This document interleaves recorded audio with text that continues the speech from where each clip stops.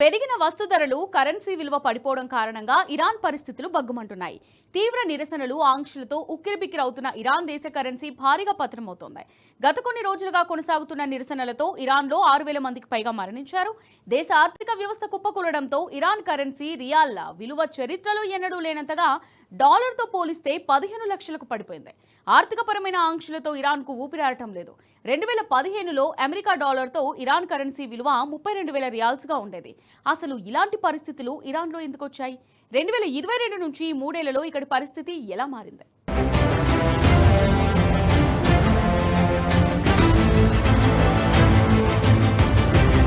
ఇరాన్లో ఆర్థిక సంక్షోభం మరింత తీవ్ర రూపం దాల్చింది. దేశవ్యాప్తంగా కొనసాగుతున్న ప్రభుత్వ వ్యతిరేక ఆందోళనల నేపథ్యంలో ఇరాన్ కరెన్సీ రియాల్ విలువ నిన్న చారిత్రక కనిష్ట స్థాయికి పడిపోయింది. అమెరికన్ డాలర్తో పోలిస్తే ఒక డాలర్కు 15 లక్షల రియాల్స్ చొప్పున స్థానిక ఎక్స్చేంజ్ కేంద్రాలు ధరను నిర్ణయించాయి. తీవ్ర నిరసనలు ఆంక్షలతో ఉక్కిరిబిక్కిరవుతున్న ఇరాన్ దేశ కరెన్సీ భారీగా పతనమవుతోంది. గత కొన్ని రోజులుగా కొనసాగుతున్న నిరసనలతో ఇరాన్లో 6,000 మందికి పైగా మరణించారు. అయితే మృతుల సంఖ్య అంతకంటే ఎక్కువగానే ఉంటుందనే ఆందోళన వ్యక్తం. ఆంక్షలతో ఇరాన్కు ఊపిరాడడం లేదు. ఈ పరిణామాల నేపథ్యంలో డాలర్ మార్కంతో ఇరాన్ కరెన్సీ రియాల్స్ చరిత్రలో అత్యంత అల్పస్థాయికి పడిపోయింది.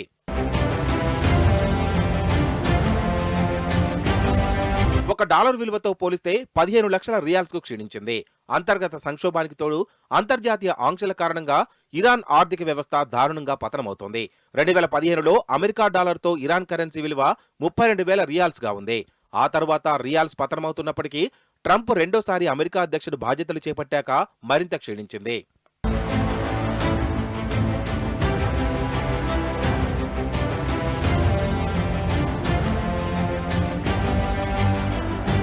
రియాల్ విలువ పడిపోతుండటంతో ఇరాన్ ప్రజల జీవనం అస్తవ్యస్తంగా మారుతుండటంతో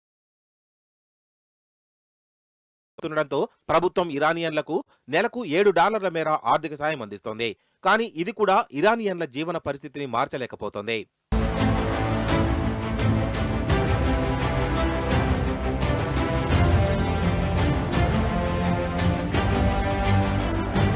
అంతర్జాతీయ ఆంక్షలు, ముఖ్యంగా దేశ అణు కార్యక్రమంపై విధించిన ఆంక్షలు, ప్రభుత్వ అధికారుల అసమర్థ నిర్వహణ వంటి కారణాలతో ఇరాన్ ఆర్థిక వ్యవస్థ కొన్నేళ్లుగా తీవ్ర ఒత్తిడిని ఎదుర్కొంటుంది. ఈ క్రమంలోనే కరెన్సీ విలువ పడిపోవడంతో గత ఏడాది డిసెంబర్ 28న ప్రజలు నిరసనలు ప్రారంభించారు.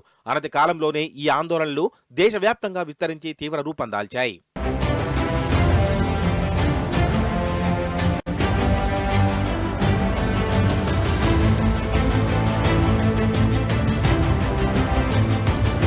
ప్రజల నిరసనలను అక్కడి మత పెద్దల ప్రభుత్వం ఉక్కుపాదంతో అణిచివేస్తోంది.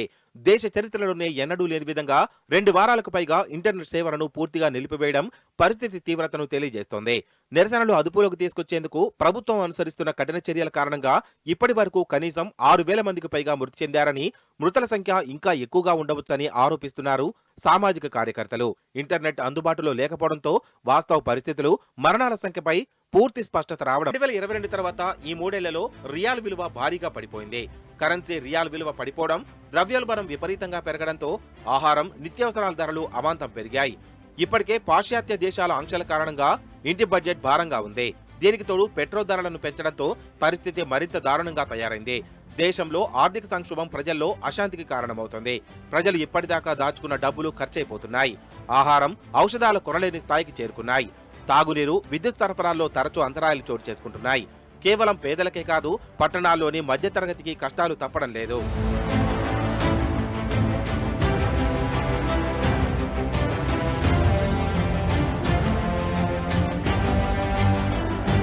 2015లో ఒక డాలర్ విలువ 32,000 రియాల్స్ గా ఉండేది. 10 ఏళ్లలో అది ఊహించనంతగా దిగజారింది. ఇరాన్లో ఒక సగటు ఉద్యోగి నెలకు $100 సంపాదిస్తారు. ఈ సొమ్ము కేవలం అతి సాధారణ ఆహారం కొనుగోలుకే సరిపోతాయి. ఇరాన్ ఎక్కువగా దిగుమతులపై ఆధారపడడం, ఆర్థిక ఆంక్షల కారణంగా ద్రవ్యోల్బణం భారీగా పెరిగింది. ఇది సమాజంలో అశాంతికి కారణమవుతోంది. ఇరాన్ దుస్థితికి కేవలం కరెన్సీ పతనం మాత్రమే కారణం కాదు. 2025 జూన్లో ఇజ్రాయిల్, అమెరికా జరిపిన 12 రోజుల వైమానిక దాడులు దేశాన్ని తీవ్రంగా దెబ్బతీశాయి. ఈ దాడుల్లో 1000 మందికి పైగా మరణించడమే కాకుండా కీలక కేంద్రాలు, సైనిక స్థావరాలు ధ్వంసమయ్యాయి. దీనికి తోడు అమెరికా విధిస్తున్న కఠినమైన ఆర్థిక ఆంక్షలు, తీవ్రమైన నీటి ఎద్దడి, ఇంధనం సంక్షోభం ఈ దేశాన్ని కోలుకోలేని దెబ్బతీశాయి. ద్రవ్యోల్బణం 50% చేరువలో ఉండగా శాతం పెంచడం ప్రజల ఆగ్రహానికి ఆజ్యం పోసింది. అయితే ఒకవైపు పశ్చిమ దేశాల ఒత్తిడి, మరోవైపు దేశవ్యాప్త అసమ్మతి మధ్య ఇరాన్ ప్రభుత్వం ఈ సంక్షోభం నుంచి ఎలా బయటపడుతుందనేది ఇప్పుడు ఉత్కంఠగా మారింది.